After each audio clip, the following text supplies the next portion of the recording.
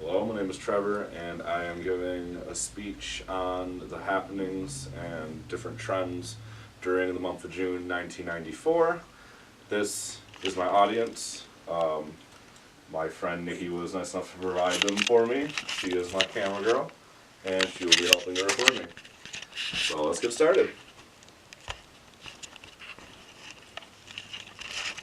All set. Alright, so let's go back to June 1994. It's the era of Fresh Prince of Bel-Air and 90210. In this speech, I'll go through a bit of the history of that month. We'll look at what was happening in society, pop culture, and worldwide.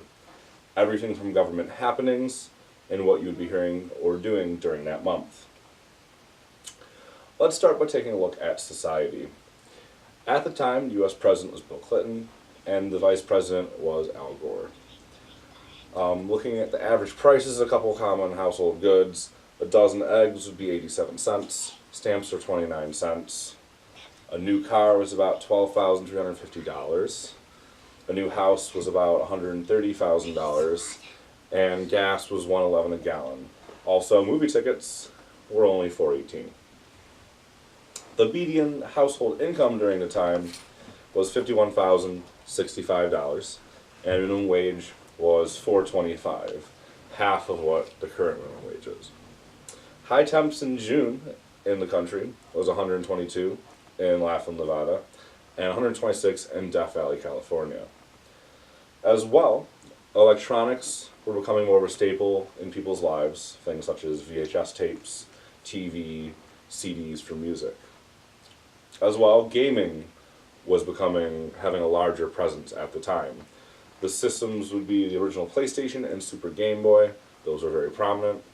And moving on to pastimes, hockey, baseball, football were a lot of the main sports watched in America. As well, a very large court case happened during June 1994. It was the first of its kind, going against Big Oil. And the jury in Anchorage blamed Exxon and the ship's captain for the recklessness that caused the Valdez disaster.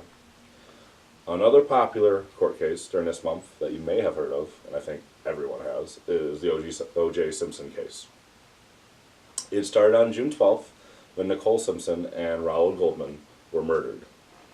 June 17th was the infamous slow-speed chase in O.J.'s white Bronco. Most likely you'd have been watching.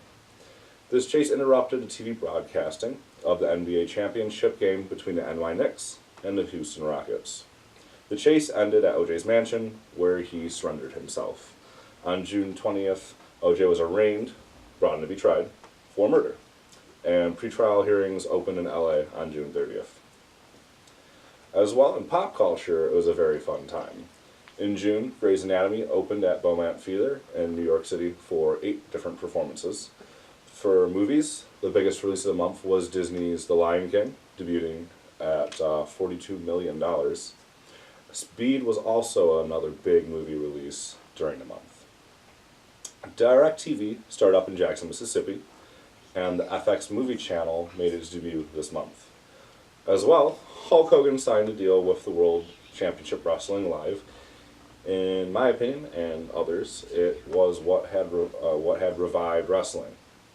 As well, the U.S. Ice Skating Federation banned Tonya Harding for life.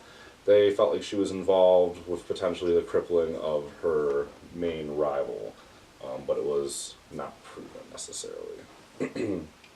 Moving on to music, the #1 song throughout all of June was I Swear by All For One.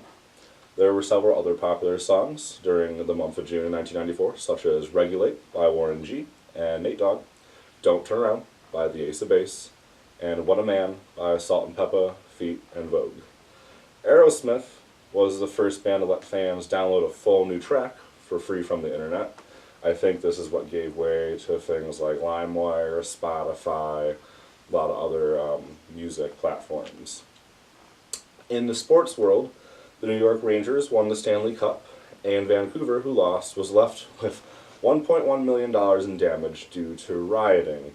And everyone says Canadians are nice people, but I guess they take their hockey really seriously.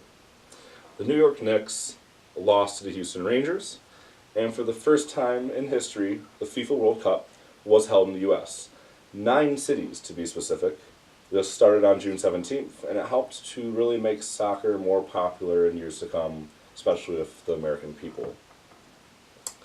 On the worldwide stage, there was also a lot happening.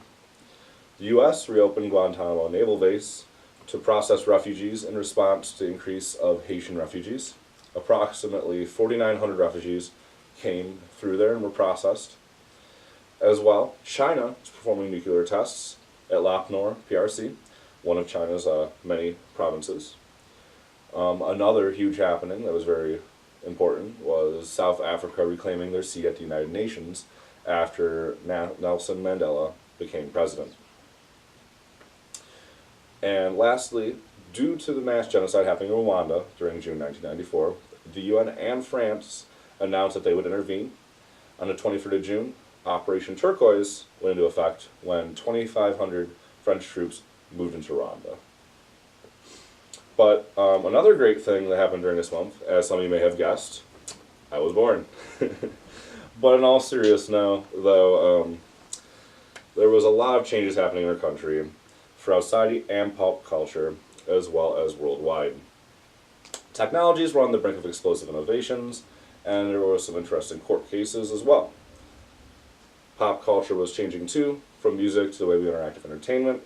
The world stage at the time was going through a lot of drastic changes, but this month of June 1994 really marks some major progress and as fallbacks as well. I hope you enjoyed my speech and learned a thing or two about the month of June 1994. Have a wonderful night.